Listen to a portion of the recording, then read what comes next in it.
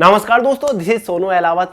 हर Sunday की तरह लेकर आ चुका हूं दी करंट अफेयर शो का episode number 28। Friends, last 2 week से दी करंट अफेयर शो नहीं आ पाया था, उसके लिए माफी चाहता हूं क्योंकि यार तबीयत बहुत ज्यादा खराब थी। लेकिन आज के इस एपिसोड में हम लास्ट 2 वीक के सभी मोस्ट इंपोर्टेंट करंट इवेंट्स को डिटेल के साथ डिस्कस करने वाले हैं।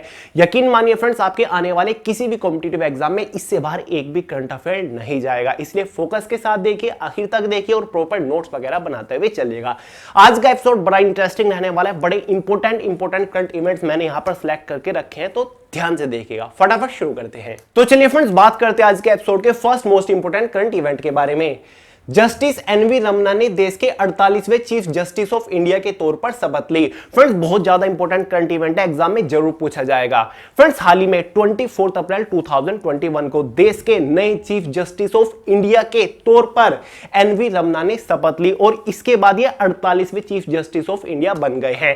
क्वेश्चन ये भी बन सकता है कि इनका पूरा नाम क्या है। शॉर्ट में तो आपने देख लिया एनवी रमन्ना है, पूरा नाम इनका मैंने यहां पर लिखा हुआ है नुथलपति वेंकटा रमन्ना। ये इनका पूरा नाम है, एग्जाम में पूछा जा सकता है। इनके बारे में आपको थोड़ा सा बता दूं, ये आंध्र प्रदेश के हाई कोर्ट के जस्टिस भी रह चुके हैं, यानी कि जज भी रह चुके हैं। ठीक है, उम्र इनकी 63 ईयर है और जो इनका कार्यकाल रहेगा वो अगस्त 2022 तक रहेगा, यानी कि 2022 अगस्त के बाद ही कोई नए जस्टिस आएंगे सुप्रीम कोर्ट के। और क्वेश्चन फ्रेंड्स ये भी बन सकता है कि chief justice of supreme court को शपथ कौन दिलाता है। इजी सा है, आप लोग जानते होंगे कौन दिलाता है, भारत का प्रेसिडेंट यानी कि रामनाथ कोविंद ने इनको शपथ दिलाई है। अब एक क्वेश्चन यह भी निकल सकता है कि 47वें चीफ जस्टिस इंडिया कौन थे, किनके बाद ये आए जो रिटायर हुए। देखिए फ्रेंड्स, इनसे पहले जो चीफ जस्टिस ऑफ इंडिया थे वो शरद अरविंद बोबडे थे और खास बात यह है कि शरद अरविंद बोबडे ने ही इनको रिकमेंड किया, जस्टिस एनवी रमन्ना को रिकमेंड किया कि ये नए चीफ जस्टिस ऑफ इंडिया होने चाहिए। है ना इंटरेस्टिंग क्वेश्चन, बड़ा इंपॉर्टेंट है, याद रखिएगा। एनवी रमन्ना देश के नए चीफ जस्टिस ऑफ इंडिया और 48वें चीफ जस्टिस ऑफ इंडिया बन गए हैं। नेक्स्ट है, यह भी इंपॉर्टेंट है, फोर्ब्स ने जारी की साल 2021 के सबसे अमीर लोगों की सूची। फ्रेंड्स, हाल ही में फोर्ब्स के बारे में जानते हो कि बहुत फेमस एक मैगजीन आप कह सकते हैं जो कि लिस्ट जारी करता है। तो हाल ही में इसने दुनिया के 2021 की सबसे अमीर लोगों की एक लिस्ट जारी की है।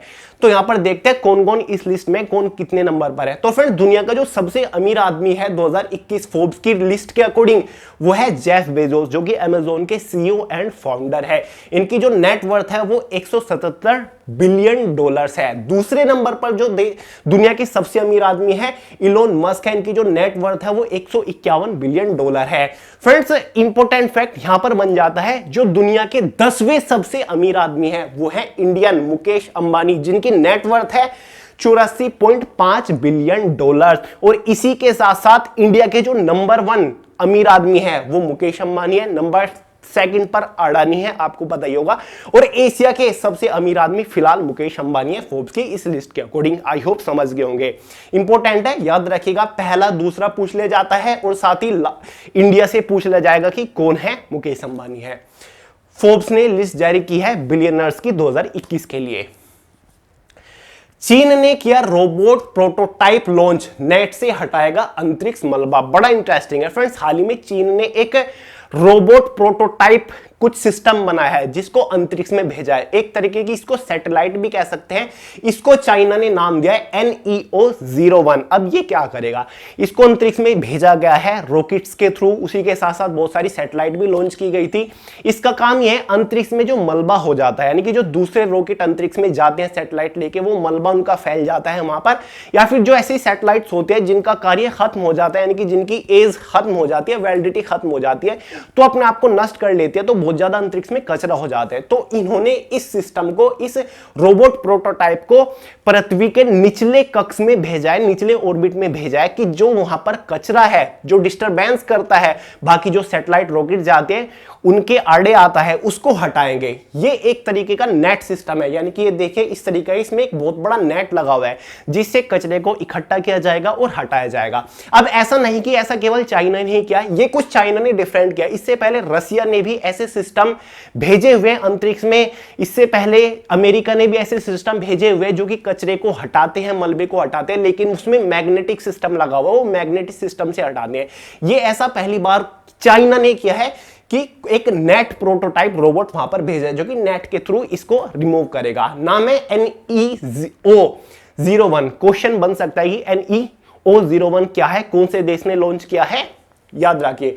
और कहां पर किसने लॉन्च किया है, देखिए शेनज़ेन एक जगह है चाइना में, शेनज़ेन में स्थित ओरिजिन स्पेस द्वारा इसको विकसित किया गया है, याद रखिएगा, बड़ा इंपॉर्टेंट है। नेक्स्ट है, प्रधानमंत्री ने स्वामित्व योजना के तहत ई संपत्ति कार्ड किए वितरित। फ्रेंड्स, मैंने आपको एक एपिसोड में बताया था कि स्वामित्व योजना प्रधानमंत्री मोदी जी द्वारा लॉन्च की गई। सबसे पहले समझते हैं कि स्वामित्व योजना है क्या। योजना से रिलेटेड अक्सर क्वेश्चन बनते हैं ना।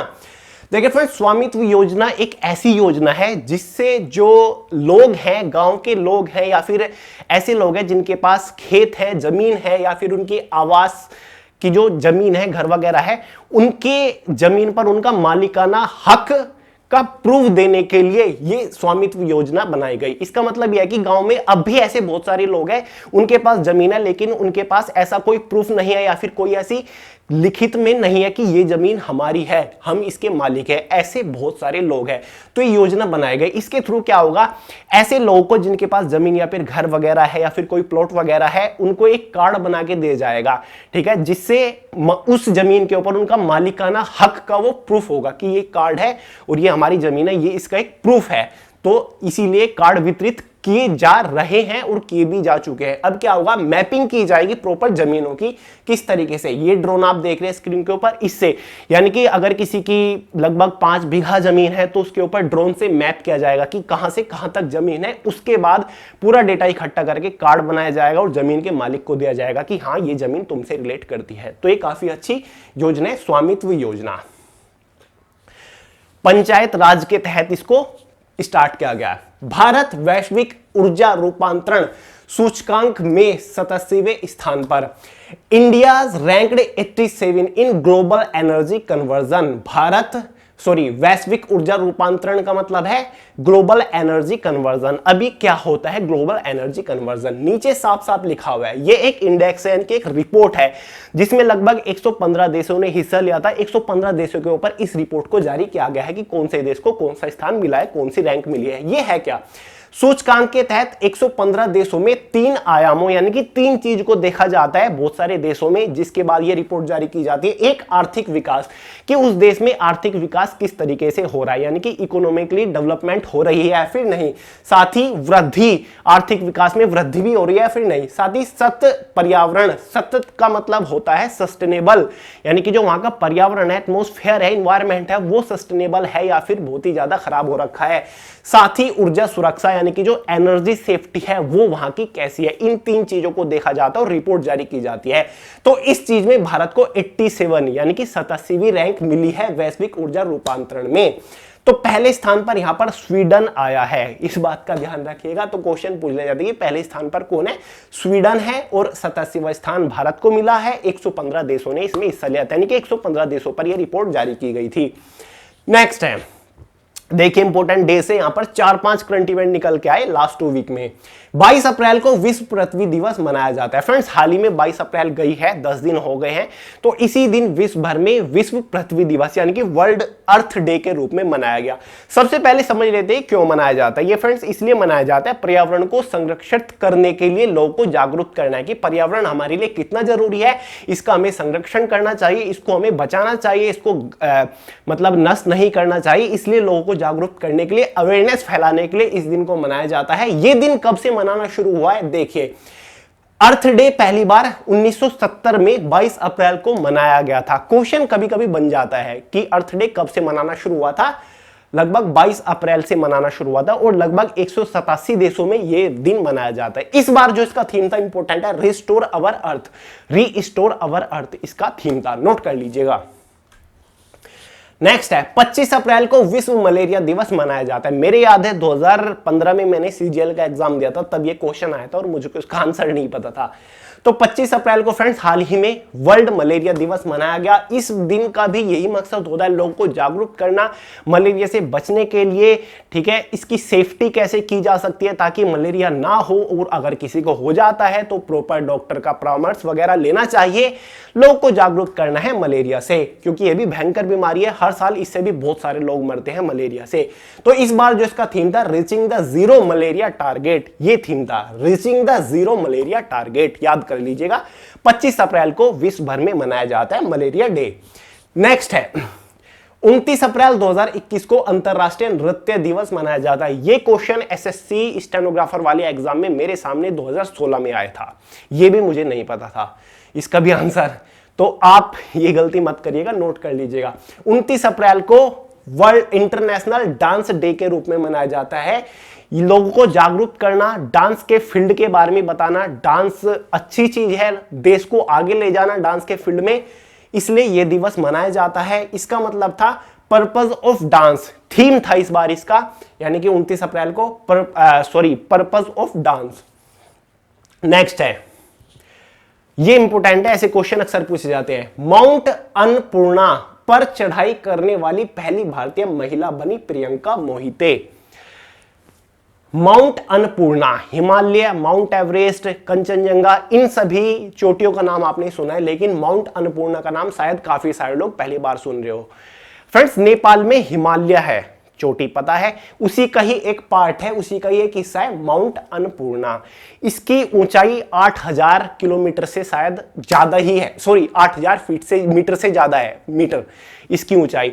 तो जो भारत की ऐसी पहली महिला बन गई जिसने इसकी पूरी चढ़ाई की, ठीक है, 8000 मीटर से ज्यादा, इनका नाम है प्रियंका मोहिते। अब प्रियंका मोहिते है कौन, यहां पर देखें, Priyanka Mohite Syngene international limited Biocon के अनुसंधान संगठन के साथ काम करती है, जो कि दवाई बनाने वाली एक कंपनी है। दुनिया की 5वीं सबसे ऊंची चोटी माउंट अन्नपूर्णा है, जिसकी इन्होंने चढ़ाई की, और ये भारत की ऐसा करने वाली पहली महिला बन गई है। लगभग 8485 मीटर की इन्होंने चढ़ाई की है। तो याद रखिएगा, प्रियंका मोहिते भारत की पहली ऐसी महिला बनी जिन्होंने माउंट अन्नपूर्णा की चढ़ाई पूरी की। हिमालय का एक हिस्सा है ये भी, ये इनकी फोटो है। First India's women to scale एम्प्टी मुकुल, इन्होंने मतलब अभी कुछ ही टाइम पहले शायद कुछ ही टाइम पहले 2016 में माउंट एवरेस्ट की भी चोटी पर चढ़ाई की थी लगभग, जो कि 8000 से ज्यादा की है। नेक्स्ट है 23 अप्रैल को विश्व पुस्तक दिवस मनाया गया। एक और इंपॉर्टेंट डेट से रिलेटेड, 23 अप्रैल हाल ही में गया है, तो इस दिन वर्ल्ड बुक डे के रूप में मनाया जाता है। लोगों को जागरूक करना, बुक कितनी इंपॉर्टेंट है, बुक कितना महत्वपूर्ण हिस्सा है इंसान की लाइफ में, स्टूडेंट की लाइफ में, इसलिए वर्ल्ड बुक डे के रूप में मनाया जाता है 23 अप्रैल हर साल। सुनील चंद्रा बने देश के नए मुख्य चुनाव आयुक्त, इंग्लिश में नीचे लिखा हुआ है चीफ इलेक्शन कमिश्नर। कौन बन गए हैं? सुनील चंद्रा। बड़ा इंपॉर्टेंट है फ्रेंड्स, कुछ ही टाइम बाद 2022 में कुछ बड़े बड़े राज्य में इलेक्शन होने हैं, विधानसभा इलेक्शन होने हैं, जैसे कि उत्तर प्रदेश में होंगे, गोवा के अंदर होंगे, पंजाब में होगा, साथ ही उत्तराखंड में होंगे। तो उन सभी इलेक्शन को कराने का भार डेफिनेटली सुनील चंद्रा के ऊपर आने वाला है, क्योंकि जो इलेक्शन मुख्य चुनाव आयुक्त होता है, चीफ इलेक्शन कमिश्नर होता है, इसका यही काम होता है कि जो विधानसभा इलेक्शन होते हैं उनकी देखरेख, उनको अच्छे से कंडक्ट कराया जाए, वो सब कुछ इन्हीं के अंडर आते हैं। तो देश के नए मुख्य चुनाव आयुक्त कौन बन गए हैं? सुनील चंद्रा। ये नियुक्ति वाले जो क्वेश्चन है एग्जाम में अक्सर पूछे जाते हैं, और आज मैंने आपको दो बता दी है, एक चीफ जस्टिस ऑफ इंडिया बताया है और साथ ही सुनील चंद्रा के बारे में बताया है। ये इनका फोटो है, ध्यान से देख लीजिएगा, नोट डाउन कर लीजिएगा। नेक्स्ट करंट इवेंट के बारे में बात करते हैं। सोनम मलिक बनी टोक्यो ओलंपिक में भाग लेने वाली भारत की सबसे कम उम्र की महिला पहलवान। फ्रेंड्स, आप सभी लोगों को पता है 2020 में ओलंपिक्स होने वाले थे, जो कि जापान टोक्यो में होने वाले थे, लेकिन कोविड-19 की वजह से पोस्टपोन हो गए थे, जो कि अब 2021 में होने वाले हैं। डेट्स वगैरह आपको आगे बताऊंगा, पहले समझ लेते हैं करंट इवेंट है क्या। फ्रेंड्स, सोनम मलिक एक भारत की पहलवान है, रेसलर है, बहुत पॉपुलर है, बहुत फेमस है, बहुत सारे मैचेस जीते हैं, बहुत सारे गोल्ड मेडल्स लेकर आई हैं नेशनल गेम्स के अंदर। तो ये भारत की पहली ऐसी महिला पहलवान बनी है जिसने टोक्यो ओलंपिक में क्वालिफाई किया है, यानी कि भाग ले लिया है, ठीक है। और ये सबसे कम उम्र की महिला पहलवान है, महज 19 साल इनकी उम्र है। कहां की रहने वाली है इनके, देखिए Sonam Malik is an Indian women wrestler from Sonipat Haryana. Sonipat Haryana की है। सी वोन a gold medal at the national game. National game में इन्होंने एक गोल्ड मेडल भी जीता हुआ है and 2 gold medal at the world cadet wrestling championship. World cadet wrestling championship जो होती है उसमें 2 गोल्ड मेडल इन्होंने जीते हैं। और फ्रेंड्स साथ ही लखनऊ के अंदर जो गेम हुए थे 4 बार साक्षी मलिक जो कि ब्रोंज मेडलिस्ट है, आपको तो पता ही है ओलंपिक 2016 में उनको हरा चुकी हैं। तो देख सकते हैं आप मतलब कितनी जबरदस्त रेसलर हैं ये। तो टोक्यो ओलंपिक के बारे में इंपॉर्टेंट फैक्ट्स बहुत ज्यादा बनेंगे जब एग्जाम होंगे आपके ओलंपिक के बाद या फिर उससे पहले। बहुत ज्यादा इंपॉर्टेंट क्वेश्चन अक्सर बनते हैं कि भारत से किसने गोल्ड मेडल जीता, कब से कब तक होने वाला है, इसका मोटो क्या है। देखिए फ्रेंड्स डेट देखिए कब से कब तक ओलंपिक होगा। फ्राइडे 23 जुलाई 2021 से स्टार्ट होने वाला है टोक्यो ओलंपिक। 8 अगस्त 2021 तक ये चलने वाला है। होस्ट सिटी यानी कि कहां पर होगा, टोक्यो के अंदर होगा जो कि जापान की राजधानी है। साथ ही मोटो क्या रहने वाला है इस बार टोक्यो ओलंपिक का, United bye emotion. United bye emotion इस बार इसका मोटो रहेगा। तो बहुत सारे 6-7 इंपोर्टेंट फैक्ट्स मैंने आपको बता दिए जो कि इंपोर्टेंट है। एक और इंपोर्टेंट फैक्ट बताऊं फ्रेंड्स, जो ओलंपिक होगा विंटर, ये समर ओलंपिक है और जो विंटर ओलंपिक होगा वो 2022 में होगा, फरवरी में होगा, बीजिंग के अंदर चाइना में होगा। याद रखिएगा क्वेश्चन बन सकते हैं जुलाई के बाद जितने भी क्वेश्चन बनेंगे करंट अफेयर में तो वो आने वाले विंटर ओलंपिक से बनेंगे। और ये समर ओलंपिक है, ये मैंने बता दिया, नोट कर लीजिएगा। विंटर ओलंपिक 2022 फरवरी में होगा और साथ ही अपना बीजिंग चाइना में होगा। नेक्स्ट है भारतीय वायुसेना ने सुरक्षा दस्ते में विशेष बुलेट प्रूफ वाहन शामिल किया। फ्रेंड्स इंडियन एयरफोर्स ने अपनी फोर्स के अंदर ये एक बुलेट प्रूफ व्हीकल शामिल किया है। अब इसको बोला क्या गया है, इसको नाम क्या दिया गया है, LBPV। LBPV इसको नाम दिया गया लाइट बुलेट प्रूफ व्हीकल, यानी कि बहुत हल्का एक बुलेट प्रूफ व्हीकल है। ये किस लिए बनाया गया है, जो एयरफोर्स के एयर बेस होते हैं, ठीक है, वहां पर अगर कोई हमला वगैरह हो जाता है तो उसके लिए ये बनाया गया है। ये कुछ ऐसा है जो कि आगे से भी ढका हुआ है, पीछे से भी ढका हुआ है, यानी कि यहां पर जो आदमी होते हैं जो गन वगैरह रखते हैं वो यहां पर भी रहेंगे और पीछे भी रहेंगे। बुलेट प्रूफ है यानी कि इस पे किसी भी गोली वगैरह का असर नहीं होगा। छोटी मिसाइल जो होती है यानी कि जो फाइटर जेट द्वारा छोड़ी जाती हैं उसका भी इस पे कोई भी असर नहीं होने वाला है। तो ये भारत के अंदर पहली बार आया है और ये भारतीय वायुसेना में शामिल हो चुका है। नाम देखिए इसको क्या दिया गया है, LBPV light bullet proof vehicle. पूछा जाएगा कि कौन सी सेना में शामिल किया गया है, काफी सारे लोग इंडियन आर्मी में लगाकर आ जाएंगे, नहीं, इंडियन एयरफोर्स में शामिल किया गया है। भारत और फ्रांस ने गगनयान मिशन में सहयोग हेतु समझौते पर हस्ताक्षर किए। भारत या फिर दूसरे देश के बीच में जो समझौते होते हैं क्वेश्चन अक्सर बनते हैं, तो हाल ही में भारत और फ्रांस ने गगनयान मिशन पर समझौते पर हस्ताक्षर कर लिया। फ्रेंड्स ये दोनों देश इस मिशन को एक साथ मिलकर लॉन्च कर रहे हैं जिसमें इनकी योजना थी भारत की है, मतलब 2022 तक अंतरिक्ष में यात्री भेजे जाएंगे, ठीक है, अपने साइंटिस्ट भेजेंगे खुद गगनयान मिशन के थ्रू। इंपॉर्टेंट फैक्ट यहां पर देखिए, गगनयान मिशन के तहत 2022 में भारत की स्वतंत्रता की 75वीं वर्षगांठ के उपलक्ष्य में भारतीय भूमि से अंतरिक्ष यात्रियों को अंतरिक्ष में भेजने की योजना है और इसके ऊपर हस्ताक्षर हो चुके हैं, समझौता हो चुका है भारत और फ्रांस का गगनयान मिशन के ऊपर। समझ गए गगनयान मिशन क्या है, कौन कौन से देशों ने इसके ऊपर समझौता किया, हस्ताक्षर किए और कब इसको लॉन्च किया जाएगा स्वतंत्रता दिवस 75वीं वर्षगांठ पर 2022 पर, यानी कि 15 अगस्त को। केंद्रीय मंत्री पीयूष गोयल ने ई समता या फिर इंग्लिश में ई सेंटा भी इसको बोलते हैं का उद्घाटन किया। सबसे पहले समझिए ई सेंटा ये है क्या। फ्रेंड्स ये एक ई कॉमर्स वेबसाइट या फिर ई कॉमर्स पोर्टल इसको कह सकते हैं, जैसे कि अमेजोन, फ्लिपकार्ट हो गए ना, इस तरीके का है। ये स्पेशल मछुआरों के लिए लॉन्च किया गया, यानी कि जो समुद्र से मछली पकड़ते हैं या फिर और जीव जंतु पकड़ते हैं और उनको एक्सपोर्ट करते हैं बाहर, उनके लिए किया गया। अब उनको इससे बेनिफिट क्या होगा, यानी कि ये ऑनलाइन पोर्टल होगा जो कि डायरेक्टली मछुआरा और एक्सपोर्टर के बीच में होगा, यानी कि एक्सपोर्टर, अब मछुआरे जो होंगे यानी कि जो मछलियां वगैरह पकड़ते हैं वो डायरेक्टली एक्सपोर्टर को अपना माल भेज सकते हैं, यानी कि एक्सपोर्टर डायरेक्टली देख सकता है कि हाँ कौन सा मछुआरा है, उसके पास क्या क्या है, और वो डायरेक्टली उससे खरीद सकता है, यानी कि बीच का झंझट एकदम हट जाएगा।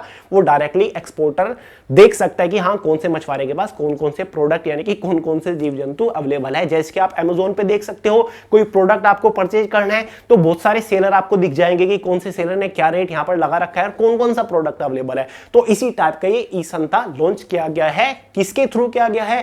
केंद्रीय मंत्री पीयूष गोयल जी के थ्रू किया गया है। स्पेशल मछुआरों के लिए लॉन्च किया गया है। नेक्स्ट है टाइम, बड़ा इंपॉर्टेंट है। टाइम्स मैगजीन की 100 सबसे प्रभावशाली कंपनियों की लिस्ट में भारतीय टेक कंपनी जियो प्लेटफॉर्म ने जगह बनाई।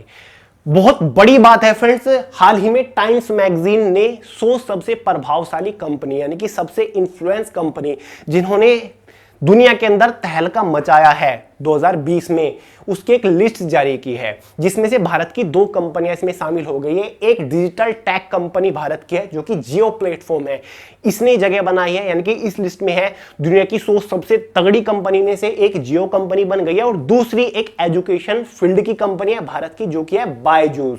बायजूस ने भी इस लिस्ट में जगह बना ली है।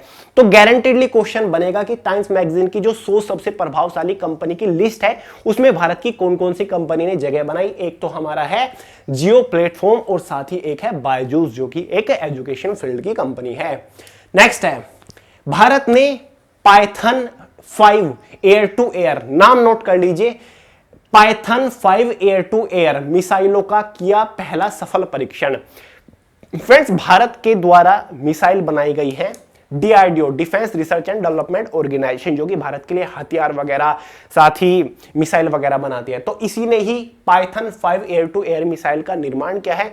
यह मिसाइल फाइटर जेट से छोड़ी जाती है और स्पेशल ये मिसाइल जो भारत के पास तेजस एक लाइट कॉम्बैट है यानी कि जो हल्का विमान है फाइटर जेट है उसके लिए बनाई गई है। उसकी पावर को बढ़ाने के लिए यह मिसाइल उसके थ्रू लॉन्च की जाएगी। तो पाइथन 5 एयर टू एयर मिसाइलों का पहला सफल परीक्षण हो चुका है जो कि कंप्लीटली मेड इन इंडिया है, जो कि तेजस विमान के लिए बनाई जा रही है। और एग्जाम में कभी कभी क्वेश्चन ये भी पूछ ले जाता है कि ये सफल परीक्षण कहां पर किया गया। तो फ्रेंड्स 27 अप्रैल को गोवा के अंदर डीआरडीओ के थ्रू ये सफल परीक्षण किया गया। नोट कर लीजिएगा, यहां पर मैंने कहीं पर नहीं लिखा है।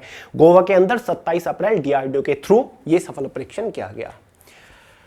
नेक्स्ट इंपॉर्टेंट करंट इवेंट है, लास्ट है, बहुत ज्यादा महत्वपूर्ण है। भारत और फ्रांस की नौसेनाओं के बीच अरब सागर में 3 दिवसीय युद्ध अभ्यास आयोजित किया गया।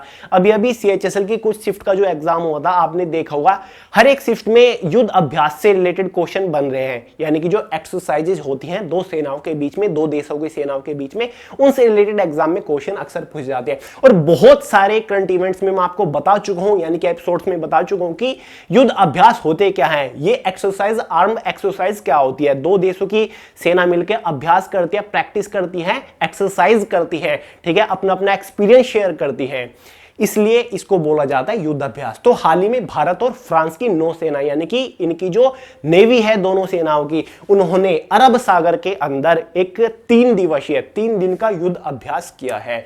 पूरा चीज लिख दी है, नोट कर लीजिएगा। यहां पर देखिए यह युद्ध अभ्यास वरुणा अभ्यास, एक वरुणा अभ्यास होता है, ठीक है, नौसेनाओं का, उसका 19वां संस्करण था, यानी कि उसका 19वां सेशन था। ये हिंद प्रशांत क्षेत्र में समुद्री सुरक्षा को बढ़ावा देने के लिए के उद्देश्य से आयोजित किया गया, यानी कि अपने अपने देश की समुद्री जो सुरक्षा है उसको बढ़ावा देने के लिए इस युद्ध अभ्यास को आयोजित किया गया था। देखिए वरुणा जो अभ्यास होता है उसका 19वां सेशन 19वां संस्करण था। ये अभ्यास भारत और फ्रांस की नौसेनाओं के बीच में हुआ। कहां पर हुआ? अरब सागर में हुआ। नोट कर लीजिएगा, इंपॉर्टेंट है। तो चलिए फ्रेंड्स, ये था आज का last current event. I hope आपने एंजॉय किया होगा और नोट कर लिया होगा।